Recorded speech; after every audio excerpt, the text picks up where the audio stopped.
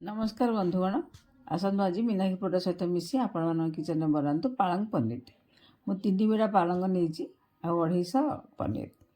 पालंग को सीझे नेबी अध गिना पानी दे पालंगटा को आग प्रेसर कुकर में सीझे देवी।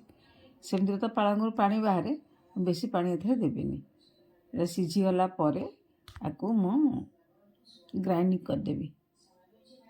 आपण मैंने पालंग पनीर बनातु आपने तो बहुत प्रकार बनाऊे एवं मो तरीका बनातु। ये अध गिना पानी देली एवं आम ताको बंद करदे आ गोटे हुइसिल आसले काढ़ीदे। पालंगटा शागटा तो बेस समय रखिए। पालंग तो सीझीगला एवं पनीर आम तैयारी करवा। मुझे पैन रे 2 चामच राइस ब्रान ऑयल आ पनीर को टिकी टिकी कर काटी। पनीर गुड़ाक आम हाल्का आंचरे धीरे धीरे भाजवा जमीक टाण हो न जाए। टाण हो गले भल लगे। आम गोटे साइड गोल्डन ब्राउन है पर्यंत भाजिले भी चलो कहीं पनीरटा नरम रहा निहाती दरकार।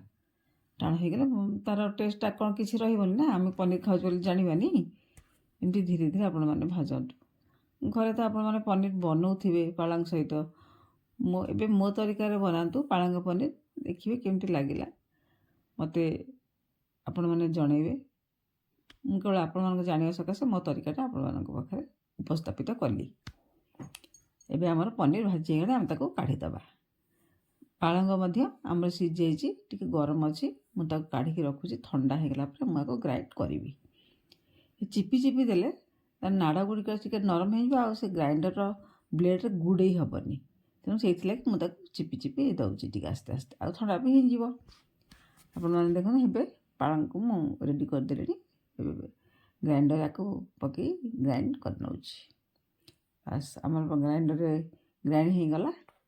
पालंग गुड़ को आम पुणी पैन बसैकी भाजवा।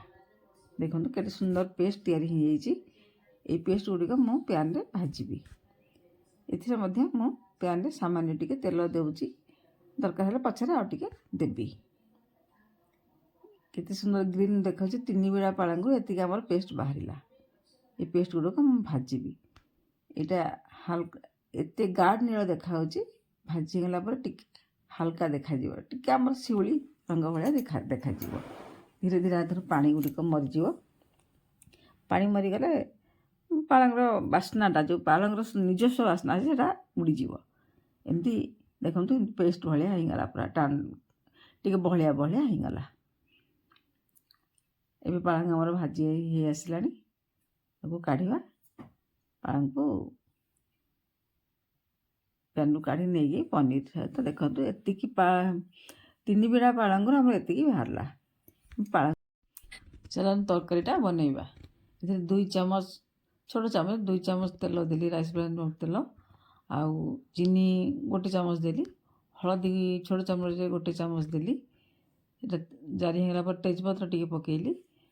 तेजपत्र डालचीन छोट छोट खंड कर 3-4 खंड पकईदे। से जीरा टी आम फुटईदे कहना पंच फुटण फुटा हमारे मेथी पिता लगे। सोरिष टी जीरा सहित आम फुटईदे। बस जीरा सोरिष आम फुटीगला आम ए गोटे छोट मध्यम साइज पियाजटे पड़ी।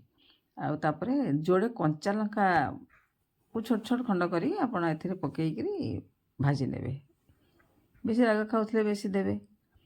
एबे धीमा आंचरे आम पियाजटा को ब्राउन हवा पर्यंत भाजवा।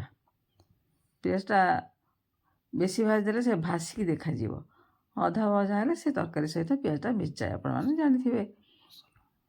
एबे मसला पकेवा मुझे रसुण कंचा लंका आउ छोट पियाजटे अल्प पकई छोट पियाज अधा पकई मसला तो परिमाण जी अधिका मसला होगला भल लगे। आपर मुझे अदा रसुण पेस्ट पकेबी। अदा रसुण पेस्ट करके रखी साथ पकेबी। ये मसलाटा भाजी होगला एमती धीरे धीरे आप धीमा आंचरे मसलाटा को भाजतु। मसला टिके सामान्य सामान्य लाल ही आसब।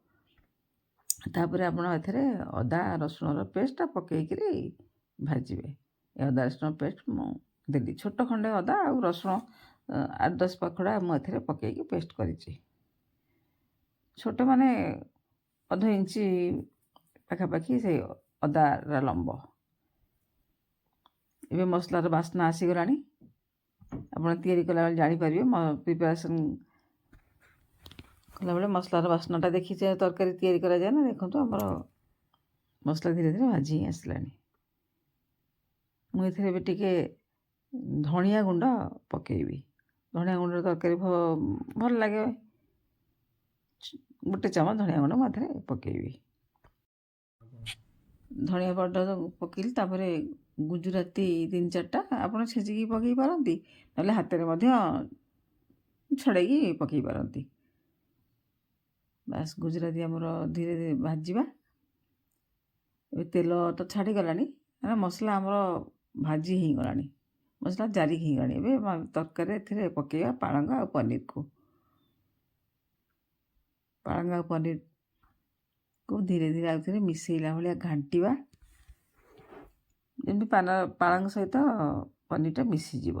ଟମାଟୋ ଏବେ କଷିଲା ସମୟରେ ଦେଇଥାନ୍ତି, କିନ୍ତୁ ଟମାଟୋ ଏବେ ସିଝିଗଲେ ଖଟାଟା ବାହାରି ପଡ଼ିବ। ଖଟାଟା ବହୁତ ଲୋକ ପସନ୍ଦ କରନ୍ତିନି, ଖଟାଳିଆ ଲାଗିବ।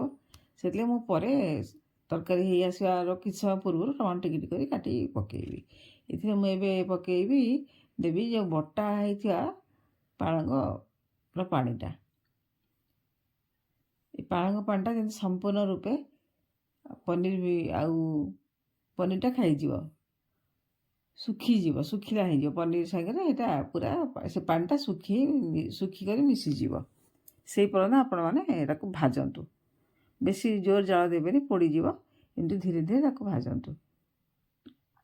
ଆପଣ ନିଜେ ଖାଆନ୍ତୁ, ପରିବାର ଲୋକଙ୍କୁ ଖୁଆନ୍ତୁ, ସମସ୍ତଙ୍କୁ ଖୁଆଇ ପ୍ରଶଂସା ନିଅନ୍ତୁ। ଆଉ ଏଥିରେ ମୁଁ ଏବେ ଟିକେ ଲଙ୍କା ଗୁଣ୍ଡ ଦେଲି। ରାଗ ଯଦି ବେଶୀ ଖାଉଥାନ୍ତି ଆପଣ ବେଶୀ ଦେବେ, ତା'ର କଲର୍ ପାଇଁ। ହଳଦୀ ମୁଁ ଜାରିଥିଲି, ସେଥିରେ ଅଳ୍ପ ଟିକେ ହଳଦୀ ଏଥିରେ ପକାଇଲି କଷି ହେବା ପାଇଁ। ଲଙ୍କା ଆଉ ହଳଦୀ ଗୁଣ୍ଡକୁ ମଧ୍ୟ ଆପଣ ଏଥିରେ ମିଶିବା ପର୍ଯ୍ୟନ୍ତ ଭାଜନ୍ତୁ, ଧୀରେ ଧୀରେ ଭାଜନ୍ତୁ। ଆପଣମାନେ ନିଶ୍ଚୟ ଘରେ ତ ବନେଇଥିବେ, ଏବେ ମୋ ତରିକାରେ ବନାନ୍ତୁ, ପରିବାର ଲୋକଙ୍କୁ ଖୁଆନ୍ତୁ। ଏଇଟା ଟିଫିନ୍ରେ ମଧ୍ୟ ଆପଣ ଦେଇପାରିବେ, ଘରେ ଲଞ୍ଚ ଡିନରରେ ମଧ୍ୟ ଖାଇପାରିବେ। ଧୀରେ ଧୀରେ ଆକୁ ଭାଜି ଦିଅନ୍ତୁ। ଏବେ ଭାଜି ହିଁ ଆସିଲାଣି। ଆପଣ ମୋ ଚ୍ୟାନେଲକୁ ବହୁତ ପରିମାଣରେ ସବସ୍କ୍ରାଇବ୍ କରି ସେୟାର ମଧ୍ୟ କରନ୍ତୁ, କମେଣ୍ଟ ଲାଇକ୍ କରନ୍ତୁ। ନିଶ୍ଚୟ ଆପଣମାନେ ଏ ତରକାରୀ ଖାଇଲା ମାନେ ଜାଣିପାରିବେ ଟେଷ୍ଟଟା କେମିତି ରହିଛି। ଏଥିରେ ଆମେ ଏବେ ଟିକେ ପକାଇବା ଅଧା ଖଣ୍ଡ ଚିଜ୍ଟା ମିଳିବା ପର୍ଯ୍ୟନ୍ତ ଆମେ ଭାଜିବା। ଚିଜ୍ଟା ଟିକେ ସାମାନ୍ୟ ଲୁଣ ଲାଗେ, ତେଣୁ ଆପଣ ଏଥିରେ ଆବଶ୍ୟକତା ମୁତାବକ ଲୁଣ ଟିକେ ପକାଇବେ। ମୁଁ ମଧ୍ୟ ସେୟା କରିଛି, ଆବଶ୍ୟକତା ମୁତାବକ ଲୁଣ ଏଥିରେ ଟିକେ ପକାଇଛି।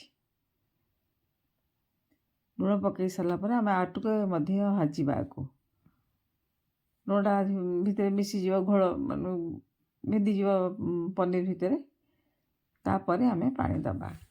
ଆପଣମାନେ ଏ ତରକାରୀ ପାଳଙ୍ଗ ପନିରର ବନାଯାଇଥିବା ପ୍ରିପାରେସନ୍ଟାକୁ ଖାଇକି ନିଶ୍ଚିତ ଭାବରେ ଖୁସି ହେବେ। ମୋର ଏଇଟା ବିଶ୍ୱାସ। ଆପଣମାନେ ଭଲ ପାଉଛନ୍ତି ମୋତେ ନିଶ୍ଚୟ, ନହେଲେ ମୋ ଚ୍ୟାନେଲକୁ ଦେଖନ୍ତେନି। ଭିଡ଼ିଓଟାକୁ ଆପଣ ସମ୍ପୂର୍ଣ୍ଣ ରୂପେ ଦେଖିବେ, ମଝିରୁ ବନ୍ଦ କରିବେନି। ଏଇ ପ୍ରୟାସ ମୋର ଆପଣମାନଙ୍କ ପାଇଁ। ପନିର ଏବେ ଭାଜି ଆସିଲେ ମୋ ହାତକୁ ଟିକେ କାଠ ଲାଗିଲେ ମୁଁ ଟମାଟୋଟା ଦେଉଛି। ଟମାଟୋ ବେଶୀ ସିଝିବନି, ପୁରା ମିଳେଇଯିବନି, ଏମିତି ଖଣ୍ଡ ଖଣ୍ଡ ହେଇ ରହିଥିବ ତରକାରୀରେ ଭଲ ଦିଶିବ, ନିଶ୍ଚୟ ଭଲ ଦିଶିବ। ଆପଣ ଯଦି ମଟର ଛୁଇଁ ବି ପାଉଥିବେ ସେଥିରେ ଟିକେ ପକାଇଦେବେ, ସିଏ ମଧ୍ୟ ଆହୁରି ଭଲ ଲାଗିବ। ଗ୍ରୀନ୍ ମଟର। ଏ ମୋ ଚ୍ୟାନେଲକୁ ବହୁତ ପରିମାଣରେ ଆପଣମାନେ ଲାଇକ୍ କରନ୍ତୁ, ସବସ୍କ୍ରାଇବ୍ କରନ୍ତୁ, କମେଣ୍ଟ ମାଧ୍ୟମରେ ଲେଖନ୍ତୁ। ମୁଁ ଆପଣମାନଙ୍କ ଅପେକ୍ଷାରେ ରହିଲି। ଏବେ ମୁଁ ଏଥିରେ ପାଣି ଦେଉଛି ହାଲକା ମାନେ ଅଧ ଗିନା ପାଣି ଏଥିରେ ଦେଉଛି। ଏ ତ ସବୁ ଆମର ସିଝିଯାଇଛି, ଆଉ ବେଶୀ ସିଝିବା ଦରକାର ନାହିଁ। ସେଥିପାଇଁ ମୁଁ ଅଳ୍ପ ପାଣି ଏଥିରେ ଦେଉଛି। ପିଲାମାନେ ବି ଭଲ ପାଇବେ ଖାଇବାକୁ। ଏ ପାଣିଟା ଟିକେ ଫୁଟିଗଲା ପରେ ମରିଯିବ। ବେଶୀ ମାରିବେନି, ଶୁଖିଲା କରିଦେଲେ ତ ଭାତ ସାଙ୍ଗରେ ଖାଇହେବ, କିନ୍ତୁ ଟିକେ ପତଳା କଲେ ରୁଟି ସାଙ୍ଗରେ ଖାଇହେବ, ପରଟା ସାଙ୍ଗରେ ଖାଇହେବ। ଆପଣମାନେ ଆକୁ ଏମିତି ଧୀରେ ଧୀରେ ଫୁଟିବାକୁ ଛାଡ଼ି ଦିଅନ୍ତୁ। ଏମିତି ଫୁଟିଗଲା ପରେ ଅଳ୍ପ ପାଣି ଥିବା ହିସାବରେ ଆପଣ ତାକୁ ଓହ୍ଲେଇବେ। ଆଉ ମୁଁ ଆଜି ଦେଉଛି ଟିକେ ସିଝା ଯାଇଥିବା କ୍ଷୀରର ସର। ଏଇଟା ତରକାରୀକି ବହଳିଆ କରିବା ସହିତ ଏକଦମ କ୍ରିମ୍ ଭଳିଆ କରିଦେବ। ମୁଁ ଯେତେବେଳେ ବି ପାଳଙ୍ଗ ପନିର ବନାଏ ସେତେବେଳେ ମୁଁ ଟିକେ ସିଝା ଯାଇଥିବା କ୍ଷୀରକୁ ଦିଏ। ଦେଖନ୍ତୁ ଏଇଟା କଲର୍ଟା ଧଳା ଦିଶୁଛି, ପୁରା କ୍ଷୀର ସର ପାଇଁ ଧଳା ଦେଖାଯାଉଛି, ନହେଲେ ଟିକେ ଗ୍ରୀନ୍ ଦେଖାଯାଇଥାନ୍ତା। କ୍ଷୀର ସରର ସ୍ୱାଦ ତରକାରୀକୁ ବଢ଼େଇ ଦେବ। ଏଥିରେ ଦେଶୀ ଘିଅ ମଧ୍ୟ ପକାନ୍ତି। ଘିଅ ଅପେକ୍ଷା ସରଳ ଏଥିରେ ଆବଶ୍ୟକତା ବେଶୀ ବୋଲି ମୁଁ ଅନୁଭବ କରେ, ଆପଣମାନଙ୍କୁ ସେଥିଲାଗି ଦେଖେଇଲି। କ୍ଷୀର ତ ସମସ୍ତଙ୍କ ଘରେ ପ୍ରାୟ ଥିବ, ସର ତ ପଡ଼ୁଥିବ, ଆପଣମାନେ ସେ ସର ଟିକେ କାଢ଼ିକି ପକେଇକି ବନେଇକି ଦେଖନ୍ତୁ। ଆଉ ଭଲକି ଫେଣ୍ଟି ଦିଅନ୍ତୁ। ଆମର ଚ୍ୟାନେଲ୍ ତ ଆପଣମାନଙ୍କର ଚ୍ୟାନେଲ୍, ଏଇଟା ମଧ୍ୟ ଆପଣମାନଙ୍କର ବନାଯାଇଥିବା ଖାଦ୍ୟ ପାଳଙ୍ଗ ପନିର। ଏଟାକୁ ଖାଆନ୍ତୁ, ମଜା ନିଅନ୍ତୁ, ପିଲାମାନଙ୍କୁ ଖୁଆନ୍ତୁ। ମୋ ଚ୍ୟାନେଲ୍କୁ ସବସ୍କ୍ରାଇବ୍ କରି, ଲାଇକ୍ କରି, କମେଣ୍ଟ ସହିତ ଲେଖନ୍ତୁ ପାଳଙ୍ଗ ପନିର କେମିତି ଲାଗିଲା। ମୁଁ ଆପଣମାନଙ୍କ କମେଣ୍ଟର ଅପେକ୍ଷାରେ ରହୁଛି। ଏବେ ଆମେ ତରକାରୀ ତ ଆମର ହେଇ ଆସିଲାଣି, ଏବେ ଆମେ ତାକୁ ଓହ୍ଲେଇବା। ଆପଣମାନେ ମଧ୍ୟ ଆପଣଙ୍କ ପରିବାର ଲୋକମାନଙ୍କୁ ପାଳଙ୍ଗ ପନିର ପରସନ୍ତୁ, ଆଉ ଆର ମଜା ନିଅନ୍ତୁ, ଆଉ ପ୍ରଶଂସା ମଧ୍ୟ ନିଅନ୍ତୁ ପରିବାର ଲୋକମାନଙ୍କଠୁ। ଆପଣମାନେ ନିଶ୍ଚୟ ପ୍ରଶ୍ନ ପାଇଲେ ଖୁସି ହେବେ, ଆଉ ଆପଣଙ୍କ ଖୁସିଟା ହିଁ ମୋର ଖୁସି। ତରକାରୀ ଫୁଟିଗଲାଣି, ଆମେ ଆଉ ବେଶୀ ସମୟ ତାକୁ ପାଣି ମାରିବାନି, ପନିର ମଧ୍ୟ ପାଣିଟା ଟାଣି ନେବ। ପାଣିକୁ ଓହ୍ଲେଇବା, ଆଞ୍ଚ କମେଇ ଦେଇକି। ଦେଖନ୍ତୁ କିନ୍ତୁ ବହଳିଆ ହେଇଗଲାଣି। ଏ ବହଳିଆ ହେବାର ମାନେ କ୍ଷୀର ସରଟା ତାକୁ ଧଳା କରିଦେଇଛି, ନହେଲେ ଟିକେ ଗ୍ରୀନ୍ ଦେଖାଯାଇଥାନ୍ତା। ଏବେ ଆମେ ତାକୁ ପରସିବା। ମୋତେ ତ ଭଲ ଲାଗେ, ଆପଣମାନଙ୍କୁ ନିଶ୍ଚୟ ଭଲ ଲାଗିବ। ପାଳଙ୍ଗ ପନିର ପ୍ରିପାରେସନ୍ଟା ମୁଁ ଆପଣଙ୍କୁ ଦେଖେଇଲି। ଆପଣମାନେ ନିଜେ ଖାଇକି ସମସ୍ତଙ୍କୁ ଖୁଆନ୍ତୁ, ଆଉ ମୋତେ ଲେଖନ୍ତୁ। ଦେଖନ୍ତୁ କେତେ ସୁନ୍ଦର ଦେଖାହେଉଛି। ଏବେ ଅଳ୍ପ ମାନେ ବ୍ରାଉନ୍ ବାଦାମୀ ରଙ୍ଗ ଭଳିଆ ତରକାରୀଟା ଦିଶିଲାଣି, ଆଉ ବେଶୀ ଧଳା ବି ଦେଖାଯାଉନି। କେତେ ସୁନ୍ଦର ଲାଗୁଛି, ଲୋଭନୀୟ ନିଶ୍ଚୟ ହେଇଛି। ଆପଣମାନେ ୟାକୁ ଖାଇ ମୋତେ ଲେଖନ୍ତୁ। ରହୁଛି ଆପଣଙ୍କ ସୁନ୍ଦର ମତାମତର ଅପେକ୍ଷାରେ ରହୁଛି। ଜୟ ଜଗନ୍ନାଥ।